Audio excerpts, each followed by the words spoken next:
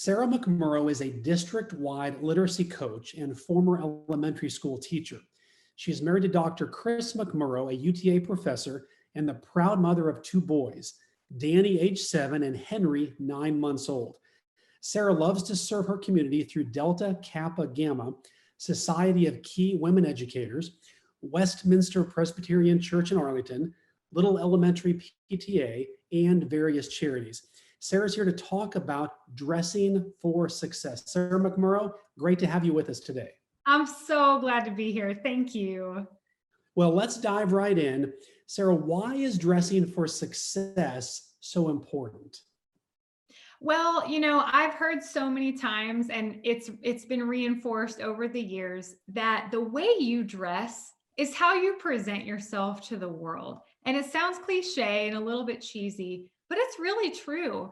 And as a woman in my 30s, I really believe that how you dress also correlates with how you feel, especially when you're in the workplace. When I have days where I get up a little bit earlier and have some time to put together an outfit where I feel confident coming to work, I just feel better about myself. I'm a little bit more productive that day, and I would like to think that I would be perceived as more of a professional. So even though these things sound, a little bit minute or cheesy, even dressing for success is a huge game changer, and it's something that we all can do. Like you said, not only does it change your appearance, but how you feel about yourself, which can make you even more productive and more valuable as an employee. Absolutely. Absolutely.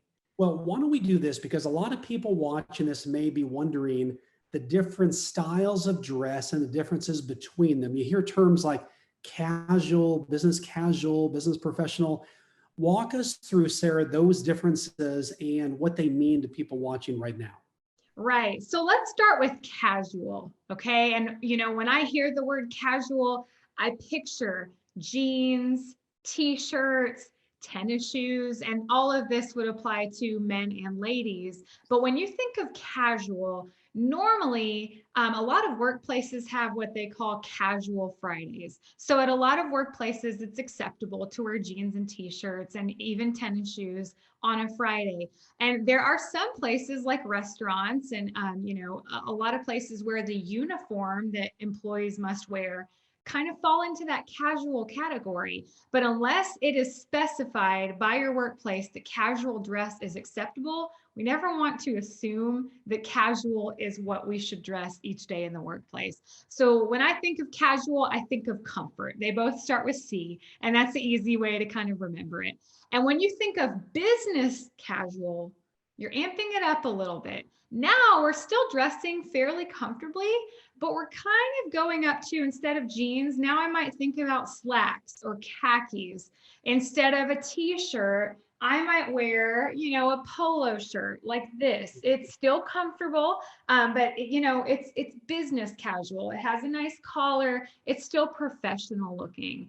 And when you think about business professional, my brain thinks about job interviews. Business professional is dressing your best for a workplace, to where men would be wearing a suit with a jacket included. And then for ladies, that might mean a pantsuit or a nice dress with maybe some heels. So when you're thinking about the levels of dress and the terms that go with it, casual is the most comfortable. Remember the C and the C, and then business casual, and then business professional. And again, when we think about business professional, I'm mainly thinking about my best outfit for work, what I would wear to a typical job interview. That's such a great way to break it down, because it can be very, very confusing. So why don't we do this? Let's apply that now. I want to give you a couple of job scenarios, Sarah, and talk about what would be appropriate for somebody that's in these scenarios. So let's say, and talk about whether they're male or female, what that might look like. So let's say someone watching right now is interviewing for a job at a fast food restaurant or at a sit-down restaurant. How should they dress, a male and female? So that's a great scenario, and they are different. So when you're thinking about a fast food restaurant, it is very important for the applicant to know ahead of time how the employees dress at the workplace. This is easy to do a little bit of spying. You can simply visit the restaurant, see what everyone's wearing. And, sometimes it's not all about the clothes, it's about your appearance in general. So both types of restaurants, both types of scenarios, you would want to make sure that your hygiene is top notch. You'd want clean hair that day. You wouldn't want any wrinkly clothes or dirty clothes. You'd want to make sure that you are not just dressing for success, but you've got your best hygiene on that day as well. You don't want to roll out of bed and then roll into the interview. But for most fast food restaurants, I would say that business casual is appropriate, and it's okay, in some scenarios to even get away with wearing jeans and maybe a polo shirt or a really nice cotton shirt. You do want to avoid graphic t-shirts, especially those that have offensive messages. I know that that's a big trend right now to buy a shirt that has a message, but you want to remember that what you wear is how you're presenting yourself to the world. And even though you might think it's funny or it's cool, that's the first impression that you're making when you walk into the room. Now, if I were applying for a job at a sit-down restaurant, remember, you are going to be serving people's food, and you are going to want to, amp it up a notch when it comes to your appearance. So I would want to kind of go a little bit more formal. I would still say business casual, but you might even consider wearing a blazer to that interview, or maybe some black slacks. And again, if you are not quite sure, do a little bit of spying, see what the employees are wearing, and then go the extra mile by getting a little bit more formal with it. And if you're not sure, you can always call the workplace and ask ahead of time what's appropriate. What would the rest of the people in this interview probably be wearing? That's a good question to ask when in doubt. That's a really good question that many people may not think of, is just to go and ask, because people also often with that initiative. But I like what you said too about if you're worried about it, go spy and just see what you're wearing there, so you're better prepared. Those are great. Yes, and chances are you've already done that because you had to come pick up an application to inquire about the job, or you're applying somewhere that you like, so you've probably been there before. That's great. Okay, so let's go to another scenario. Let's say somebody interviewing is for a job at a clothing store. How should they dress, male and female? So this is a very unique situation, because when I apply for a position at a clothing store, I not only need to dress for success, I need to dress for style, because I'm a walking advertisement for this clothing brand. So again, talking about spying, I will want to become very familiar with the brand, the style, all of the entities that this particular clothing store represents. And you want to make sure you're still dressing for success. I'm not going to wear ripped jeans just because the store sells ripped jeans, but you'll want to, it will definitely be a plus if you can wear to the interview one or two items that the clothing store sells. You're telling your employer from the get-go, you should probably hire me because I'm a walking advertisement for your brand. And if you can make their clothes look good, you're already getting your foot in the door. That's really good feedback right there. I like that idea. Good. Now, let's say they're interviewing for a job. Let's kind of up this a little bit in an office setting. How should they dress, both male and female? So this is where I'm thinking about business professional. So for men, when we are interviewing for a job such as that, we will want to go ahead and go the extra mile and wear a jacket. Okay. So one suit can go years and years, if not decades and decades. My husband only owns one suit, and it's a nice black suit that he has had, I've lost count for the number of years, but it's come in handy for scenarios like that. And it's versatile. If you only have one pair of slacks and one nice suit jacket that match, you can do other things like buy cotton shirts to go underneath, but I would definitely go the extra mile to that extent if I were applying for that type of job. Now for ladies, you'll want to go similar with either a pantsuit and a nice cotton blouse underneath, Or you could wear a dress that is at least knee level or even longer than that. You never want to wear a dress, ladies,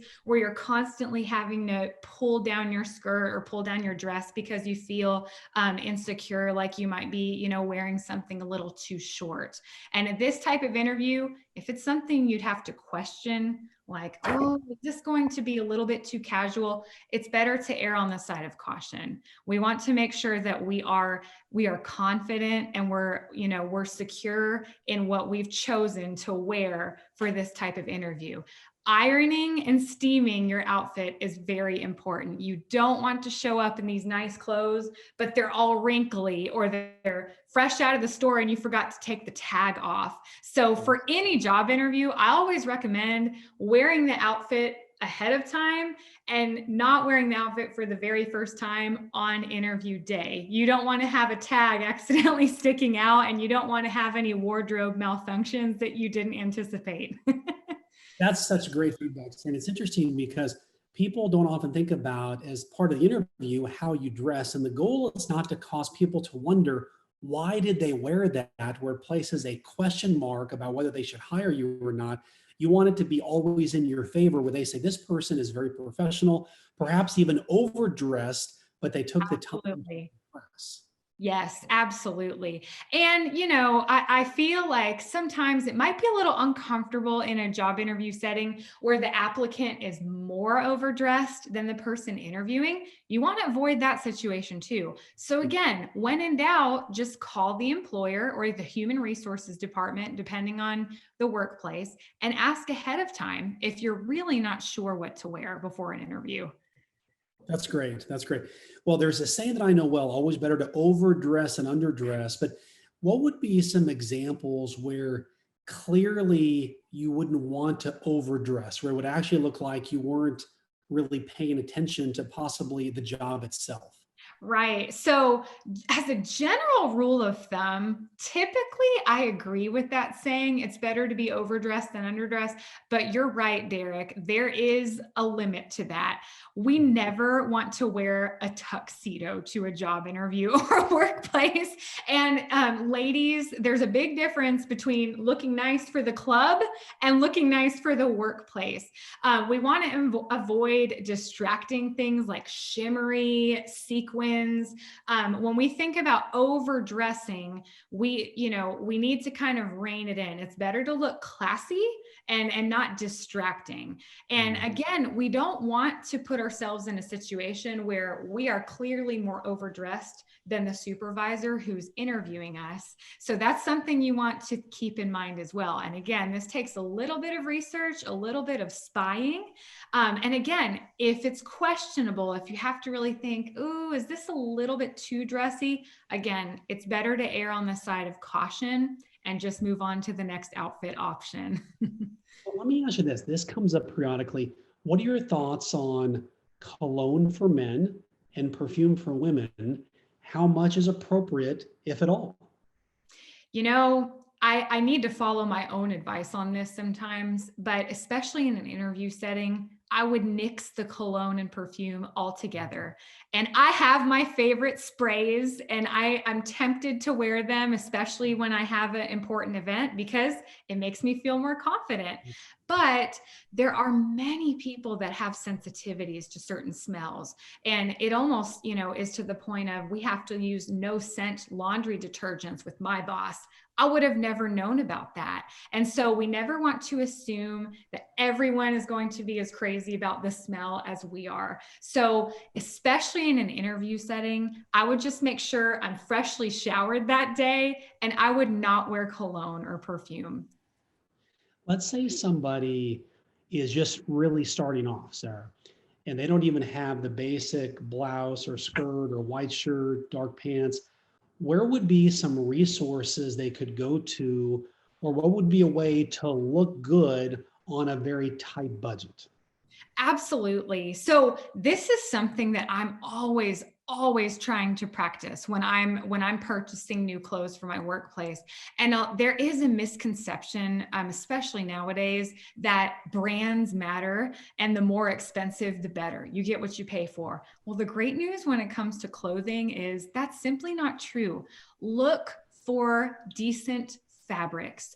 Try to avoid form-fitting, thin fabrics like polyester.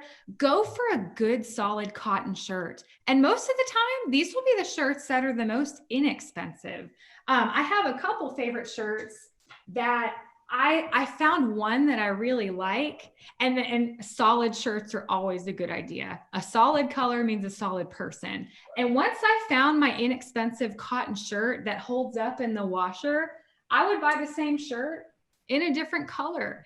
And, again, these are not expensive shirts, but they're solid. They don't have a lot of busy prints. They don't have, an offensive, message on it. But this is something that I could accessorize with. I can wear a blazer over it if eventually I have the money for a blazer. But go with a fabric like cotton that will hold up and look classy and not attract lint and get wrinkled easily. And again, don't let brands fool you.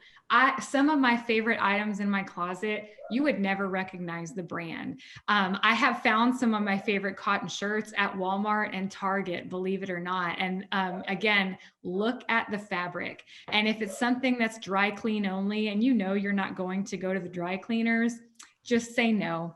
I try not to go to the dry cleaners because I know that that's going to be an added expense. So always look at the care instructions before you invest in clothes for the workplace. So that way you can save money and you can have a sustainable work wardrobe. That's such good advice. And I think so many people, Sarah, want to overcomplicate and overbuy. What you just showed there, I would call it foundational. Here's a good quality shirt at an affordable price. It's in a neutral color. Yes. It can be to and complemented, and it doesn't overcomplicate the situation. Absolutely. And that's one thing I forgot to talk about when we were talking about job interviews.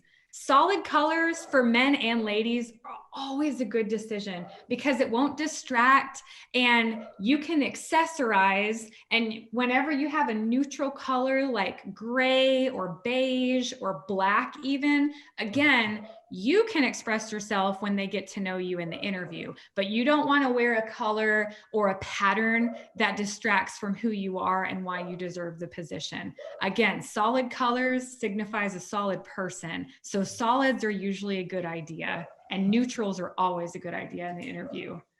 I really like that. Now, let's talk about style versus comfort. How should people make that decision and what goes into that decision in terms of how they should dress? It is possible to do both. It is possible to be comfortable while at the same time being stylish. But I will say, back to the dressing room scenario, what you feel and what you see in the dressing room might or might not be the same once you get it on and you wear it for an 8-hour shift. So I would always try to go for comfort first and then style second. Because again, if you're constantly having to adjust your outfit, or if you're itching it, or if you buy a fabric that's just not going to hold up, you're doomed from the start. So you do need to be comfortable, but at the same time, make sure that you are buying clothes that are acceptable for the interview or the workplace that you're at. And when you don't know, just ask. But most of my work clothes I am comfortable in. And when we dress for work, we just have to face it. We're not going to be as comfortable as we would hanging out on the couch. That's good. And that's such a good mindset to have. Why don't you share? You've given such a great example, Sarah. Why don't we go down the path of clearly what not to wear and even what may surprise people, what may be questionable. So what would be some things for men and women of clearly these are no-goes in an interview? Okay, so when we think about an interview, Remember, they will get to know you when they speak with you. So many times in an interview, we really want to make an impression, but we can't overdo it when it comes to our outfit choice. So, similar to what I said earlier, neutral colors are always a good idea for a job interview. And neutral doesn't have to mean boring. When you have a black blazer or a gray blazer, ladies, over maybe a beige top, a white top, that sounds like it's a little bit too plain Jane, but you can always accessorize with a nice necklace or a nice earrings or carry your favorite handbag that day. But we don't want to wear something that distracts from who we are and why we deserve the position. One time we were interviewing someone in a committee, and you could tell that the young lady who was applying had not tried on her outfit before because she kept moving her shirt up. It was a little bit too low cut, and everyone in the room was a little bit uncomfortable, especially her. And she kept having to pull up. So we want to avoid those plunging necklines. And again, this is why it's always a good idea to wear the entire outfit before interview day, because in the dressing room, you would have never been able to tell. But once you wear this outfit for a couple hours, it shows its true colors. And we never want to wear tattered or ripped jeans, even though that's the style right now. We don't want to wear anything tattered, ripped, or even wrinkled to an interview. And the number one thing to avoid, flip-flops. Even if it is July, never wear flip-flops to a job interview. And ladies, I would even go as far to say, try to avoid open toe shoes altogether. If heels are not your thing, which I have trouble wearing high heels for an 8-hour day or even a couple hours on a job interview, but you can wear a nice classy pair of flats, and flats are wonderful too for the workplace, even after your interview. Try to dress for the interview as you would a great day at work. What about jewelry, both for men and women? Let's talk about earrings, bracelets, rings. Let's talk about, why don't we talk about women first, and we'll go to men. What is acceptable and appropriate right now in the workplace? Definitely. So I really am a fan of jewelry in general. And you can see I have big earrings and I have short hair, so I like to wear the long earrings. But for an interview, again, we don't want to distract too much from who we are because of what we are wearing. So ladies, I would recommend wearing just a simple understated necklace or skipping a necklace altogether. And then if you're wearing earrings, make sure they're not too dazzly, not too blingy. Again, we don't want to look like we're dressing for date night or dressing for the club. This would be an interview setting. So less is more when it comes to jewelry. And again, if you're wearing a neutral outfit, a little pop of color on a necklace is a great idea. You just don't want to overdo it. We don't want to look too shiny and sparkly when we go into the interview. And then men, same thing. Just don't overdo it when it comes to wearing distracting jewelry. So if you typically wear a chain necklace, you might want to consider the big picture. How does that chain necklace look with your whole suit or your collared shirt? It might be a good idea to skip it that day, but if it makes you feel confident and if you feel like it's not distracting, you can wear that. But we don't want to wear anything that we would wear to the club. We want to remember that we're in a workplace. And again, this might take a little bit of spine because, clothing stores might be a different scenario. You might want to show off your best accessories for that type of interview. But normally we don't want to wear our biggest, blingiest statement necklace and accessories on job interview day. What I heard you say, some of the takeaways there are, do your research, know what job and where you're applying. Either go there yourself would be ideal, or call in a pinch and ask them what they recommend. Don't spend over the top. You can buy some quality clothes at affordable prices. And let me ask you this while I'm thinking about it. What if you don't feel equipped to kind of mix and match yourself? Who would be people that you would go to say, hey, could you help me with this? You know, I struggle with that sometimes, Derek. It is hard for me sometimes to coordinate color. And I have a friend who is just gifted at putting together colors, and everything just seems seamless. But it's harder for some of us to put together color combinations. And you know what? My answer is kind of silly, but I'm sure people do this all the time. When in doubt, consult the internet. There are so many good resources, and some of them I shared with you a couple good links to give you color guides. And remember, neutrals are always your friend. So when you're wearing white, that's a classic color that will match with anything. Usually we would assume black matches with everything, but not necessarily. So black with brown, that's something we usually try to avoid, but there are so many wonderful color combinations that you can learn about online. And you can always, ask people when you buy clothes, you can always ask the employees, hey, does this shirt match with these slacks? They will tell you the truth. They want to make a sale, so they might give you other combinations to try, but it can't hurt to ask. Always, always ask before you buy.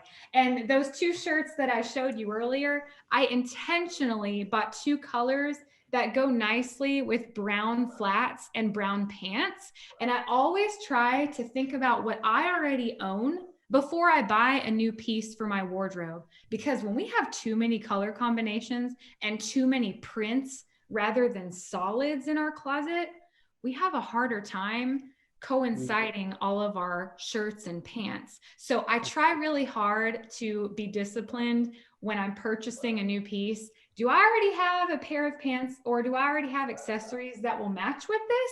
I'm always trying to ask myself that before I invest in a new cotton shirt or new pants.